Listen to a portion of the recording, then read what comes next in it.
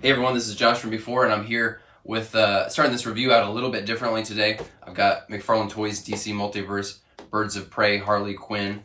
If you've been watching this channel, you know that it's growing very rapidly, and I want to kind of keep pace with that growth and expand the scope of the channel. Because the main thing I do is review these multiverse figures. There's a finite number of these; they only come out so often. So I'd like to kind of keep things alive in between releases. And I'm thinking, well, Birds of Prey, that's a movie that a lot of people have some big opinions about, myself included. So up front here, I'm going to do a quick little I want to talk about the movie. I wouldn't call it a movie review. I just want to sort of like take a moment, maybe revisit some things that I really liked about Birds of Prey that I feel like people don't talk about a lot. So I won't stall anymore. I'll just get right into that, and then afterwards we'll review this. All right. Thanks for watching, everyone. Appreciate you, and more cool stuff coming in the future. So Birds of Prey, I know a lot of people can't get past the way that the characters are depicted, and yeah, this isn't what I think of when I think of Victor Zsasz, but hell, neither is this. When I think of Zsasz, I think of his first appearance in the last Arkham storyline, where he kind of looked like a Bill Sienkiewicz character. But movies take liberties from the sources. We know this. We know that Tony Stark wasn't like a quippy, smarmy Robert Downey Jr. type until they cast Robert Downey Jr. And then that worked for a lot of people. So even if we don't like the choices that they made for some of the characters, let's just for the moment pretend that we can look past some of these creative decisions and then go along with what the movie is trying to do, right? So even if the movie kind of missed the mark on Black Mask, I mean, we have to admit that Ewan McGregor is like really fun in this movie. I don't think anybody would have suspected that he'd be playing Black Mask like a fae queen, and it's just funny, man. He's having fun. It's funny. It's not he's not making a mockery of the character of Black Mask. If you were a big Black Mask fan, you don't have to take that personally. He's just having fun, and his suits look really great. All the wardrobe looks great. Like, makeup looks great. Production design's great. All the sets, they have a very tactile, like lived-in quality that I really appreciate. But really the biggest thing for me is the stunt work. It's just really fun and creative and impressive throughout. Great stunts, great fight choreography that lets the spirit of the characters shine through. Like stuff like this scene that's like really cool and dynamic, and you can see the actor's face clearly, so you know she's doing this stuff for real. And you can see her legs clearly, and I appreciate that. I told my girlfriend that a lot of people don't like this movie, and she said, "Are they gay?" And she was half joking when she said that, but only half joking, because... But seriously, Margot Robbie is perfectly cast. I love that she portrays like the Bugs Bunny quality of Harley. Like the egg sandwich bit is great and all, but what really gets me every time is this gag where she's desperately running for her life, and a bunch of different aggrieved parties are chasing after her, but then she like stops running because she sees this sparkly fanny pack that she likes. That's just good shit. It's a gag actually so good that James Gunn repeated it in Suicide Squad, and frankly the Birds of Prey version worked better in my opinion. And then the police station bit where she's dressed up as a fancy dame with an accent, and then she turns on everyone and starts blasting them with glitter bombs from a grenade launcher. Like, that feels like classic animated series Harley to me. Just really fun, fantastic, and again, just the stunt work is crazy good. It's crazy good. This like roller skating bit with the cars, that's undeniably badass. Especially when she jumps into the cars and does this stuff. It's like, man, how did people hate on this movie so hard? Like, were they watching the same movie I did? Here's a personal story, and I can't share too much about the context of this story for privacy reasons, but I once overheard a conversation with one of the stuntmen that worked on this movie and the greatest actor of all time, Mr. Michael Ironside. And the stunt guy says, "I was recently in that Harley Quinn movie," and Ironside says, "I saw that. You were one of the police officers. How'd you guys do that roller skate stuff?" Like, the sheer fact that Michael Ironside saw this movie and it stuck with him that much, that's pretty telling, guys. It's not perfect. Structurally, a little too all over the place, like trying to do too much of a Shane Black, like kiss kiss bang bang style, like, oh yeah, I forgot to tell you this part, and then it flashes back for like 10 minutes, But overall, it's really fun, man. I'm bummed that it underperformed because I think this would also be like the perfect vibe for a Gotham City Sirens movie. And then just one last thing, I think Birds of Prey has like the perfect scope for a non-Batman, non-Justice League comic book movie. Like, it's not the entire world in jeopardy. It's not citywide destruction or CG buildings falling, crashing down, or anything like that huge. It's just like a street level story that includes a lot of DC characters in a way that feels like organic. And then, you know, instead of big green screen CGI slugfest, it just has this like funhouse brawl that still feels like, you know, you could feel the echoes of like Adam West-y kind of stuff, you know, of a fight. And just, I mean, like, it's got graphic violence that's really shocking and hilarious, and I love that. So, not a perfect movie, but it is really fun. I think it's worth revisiting if you weren't able to find much to like the first time around. I think there's a lot of good stuff to like about this movie, and I don't think we should throw the baby out with the bathwater if it wasn't your cup of tea. All right, now on to the figure itself. This is a figure that was thought to be lost forever. It was originally supposed to come out like Wave 2, almost 2 years ago. And I believe the official story, at least the way I heard it, was that they were having trouble with this material for her jumpsuit. And if you followed this line at all, you know that they've been experimenting for some time with this soft rubbery material, different levels of thickness and pliability, and different sort of functionality for how this material could be used. But I guess they were having issues with that. I really thought this was never gonna see the light of day, and I'm really stoked that it is. But my expectations are tempered a little bit because the art style has evolved since Wave 1 and Wave 2. The proportions of the characters are executed a little bit differently now, so this might, you know, not totally match the level of quality that the more recent figures are hitting. But let's get her out of here and let's find out what she's got.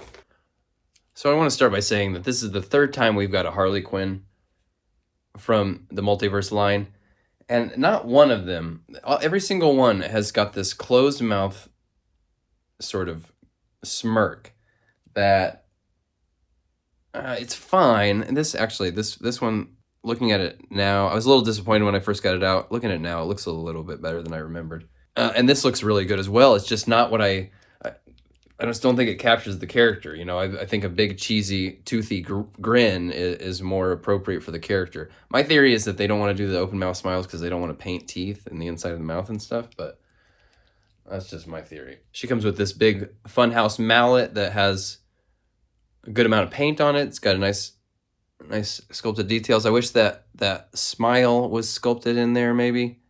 It's just painted on top, but this looks good, and actually has paint on it. And then the egg sandwich, which is really fantastic. This is a great accessory. This is an accessory that tells a story. It reinforces the context of how we saw this depiction of the character. Stuff like this. I just wish we could get more accessories like this. The Multiverse line's really hurting with accessories. And it's great that she comes with two accessories because she does have two accessory holding hands. They are gun hands. I don't mind even if the character doesn't have guns, I don't mind that they still have a gun hand with a little bit of separation because it's a little more naturalistic and a little less just action figure. And it works for this figure. Sometimes they give us two accessory hands and the figure has no accessories. She's got two accessories, one of which she can hold either one-handed or two-handed, or one accessory in each hand, like so. So she looks great here with this shiny gold and these very vivid colors, but it is worth pointing out that this is unpainted plastic.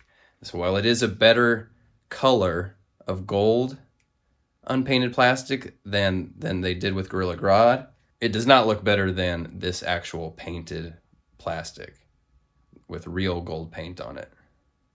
But man, this is a really sharp figure. It does look a little Wave 1, Wave 2 era. The proportions are a little more substantial than the more recent female figures, but looks pretty good. And I think her shoulder area here is just a little too, it's got just a little bit too much of a rounded, and there's not enough definition. It's a lot of things at once. She's wearing this pink top, plus the overalls, plus this all these necklaces and stuff that are sculpted into her, to her chest, and they all just kind of build up and work in concert to make an unflattering shape. And then continuing with this awkward shape, this arm is so weird. I don't know. Does this feel like they're both a little odd? That the shoulder balls kind of fit weirdly. If you go too far in this direction, the butterfly piece starts to come out. This has got a weird, just like warp look to it. So the arms and shoulders are a little wonky. The rotten tattoo is a little bit too big, but I appreciate that they tried to get it on there. Tons of clearance in this head. Fantastic. And yeah, delightful to move around. That might be some of the best looking paint on a face sculpt that we've gotten, as far as the eyes and the eyebrows. Shoulders get up above here and rotate with this butterfly. A lot of movement in here. It's a little stiff, but it'll get freed up. Bicep cut. It's just they kind of just gave her sausage arms. I don't know. It's like, you know what I mean? Like they're just a little too shapeless. Great double elbows and a pretty good looking elbow tooling. Not perfect, but not the ugliest I've ever seen. Oh wow, she actually has a lot of great movement here in this torso. The overalls are very forgiving. Oh, I mean, you could even get those overalls like freed off of her shoulders and kind of, I mean, that doesn't look, perfect, but I mean, that's amazing that you could do that. Rotates at the waist and at the rib cage there. She looks good. She's smoking hot. Wow. Really out of bounds clearance in the legs here. This is truly gymnast Harley. Man, I love that.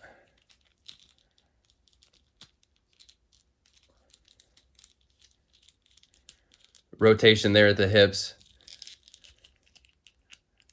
The rotation's impaired a little bit when her legs are straight down because this stuff in here starts running into the middle of the pelvis. I wish they would carve out a little bit more, especially in the back, so that you could get all that rotation, and that way people would stop saying they need to add thigh cuts, because they don't need to add thigh cuts. Fantastic double knees. Yeah, a little ugly with the cuts on there. Is what it is. And then these roller skates are pretty fun. The wheels don't move.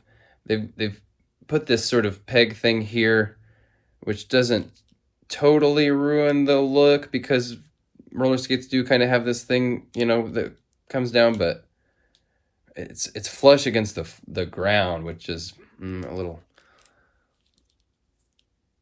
just a little too obvious and glaring of a detail. But fantastic movement in these ball joint ankles and the wrist as well. Let's get her. While the ball joints don't look great, I appreciate that you can move them in you can align them differently and get different rotation and movement from the wrists and hands. Compare her here with this import Harley. There was some, there's some things about this that are a bit better. The portrait, I think, is more accurate. She has several extra heads and hands, things like this lollipop. The wheels actually move. But man, some things about it, like this, like how ugly these are almost worse than hers, in my opinion. I like that they put a waist in there and hid it, but I don't know that these that these joints like this are any superior to her wonky arms. And this costs 3 times as much money. Not actually worth it. Here she is with a couple other DC ladies, including the Suicide Squad Harley Quinn. I think this is the better version. I like what they were trying to do with this, but certain things missed the mark. You can watch that review. I think that I prefer the Birds of Prey one. And then here with Mr. J and Flashpoint Batman, she's obviously a little big, but she's standing on these roller skates as well. So the scale's actually not too bad. I expected her to be freaking huge, just the way those Wave 1 figures all turned out. There you go, guys. Birds of Prey, Harley. I got a close sort of affinity attachment to the movie Birds of Prey. I am a fan of it. Let me know what you think about the figure, about the movie. Let me know what you think about what I had to say about the movie. Let's talk about it. And you don't have to agree with me. Just if you want to start a conversation, just be respectful and articulate as possible. And it's not worth getting all worked up over. Let's just we can talk about we can disagree on things and not get all emotional about it, right? All right, guys, thanks for watching. Really appreciate you and looking forward to more cool things here in the future on this channel. I'll see you on the next one. Bye.